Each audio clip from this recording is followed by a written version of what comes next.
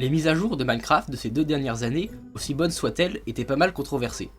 Avec la séparation en 2 mises à jour de la Caves and Cliffs, les fonctionnalités manquantes de la Wild Update, l'archéologie qui n'est toujours pas arrivée, et le système de contrôle du chat, la réputation de Mojang avait pris un sacré coup.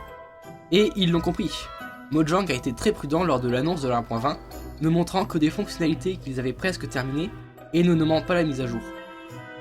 Et bien que ça a l'air un peu décevant, ce n'est pas l'intégralité de la mise à jour, et ça vient surtout avec un avantage, les fonctionnalités annoncées sont déjà toutes disponibles, et oui, tout ce que l'on a vu à la Minecraft Live est déjà terminé et utilisable.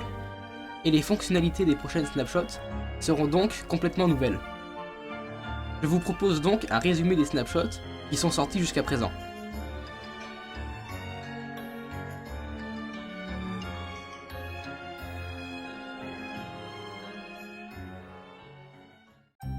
La première fonctionnalité qui a été révélée sont les planches de bambou. Fabriquées avec 4 bâtons de bambou, les planches de bambou sont un nouveau type de planche d'une couleur beige, similaire au bouleau. Les planches de bambou viennent avec toutes les variantes des planches, c'est-à-dire des dalles, des barrières, des escaliers, des pancartes, des portes et des trapdoors. Comme toutes les planches de bambou peuvent servir à fabriquer un bateau, mais le bambou n'étant pas très solide, le bateau est à la place un radeau. Les différences entre le bateau et le radeau sont purement esthétiques, car ils fonctionnent de la même façon. Il y a aussi une nouvelle variante de bois exclusive aux planches de bambou, la mosaïque de bambou. La mosaïque de bambou est un bloc décoratif à motif de damier, ce qui la rend très utile pour faire des planchers dans des maisons.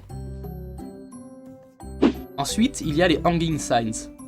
Fabriqués avec citron écorché et 2 chênes, les hanging signs sont une variante des pancartes qui peuvent être accrochées sous un bloc ou contre celui-ci. Ils peuvent être faits avec tous les types de bois, même le bambou, et peuvent être orientés dans 16 directions.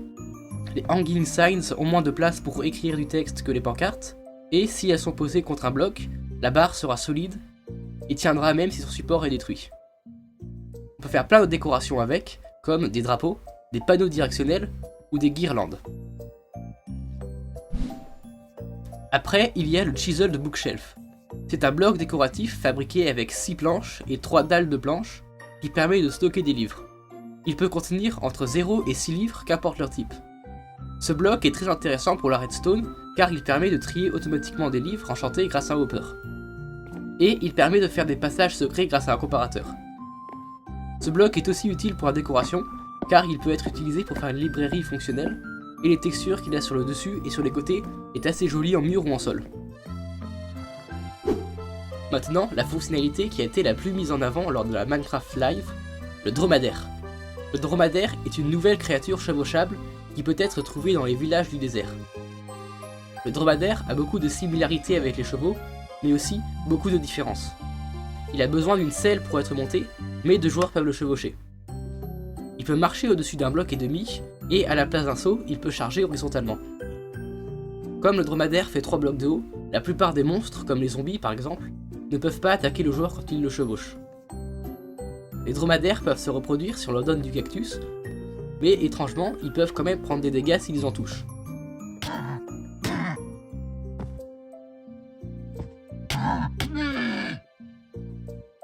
Il y a aussi les nouvelles game rules, voilà celles qui sont intéressantes. Water Source Conversion et Lava Source Conversion peuvent décider si ces liquides peuvent se dupliquer quand ils sont en diagonale. On peut donc avoir de la lave infinie et de l'eau qui ne se reforme pas, ce qui est très étrange à voir. Snow Accumulation 8 permet de changer la quantité de couches de neige qui tombent naturellement quand il neige. Cette fonctionnalité était déjà présente dans Bedrock.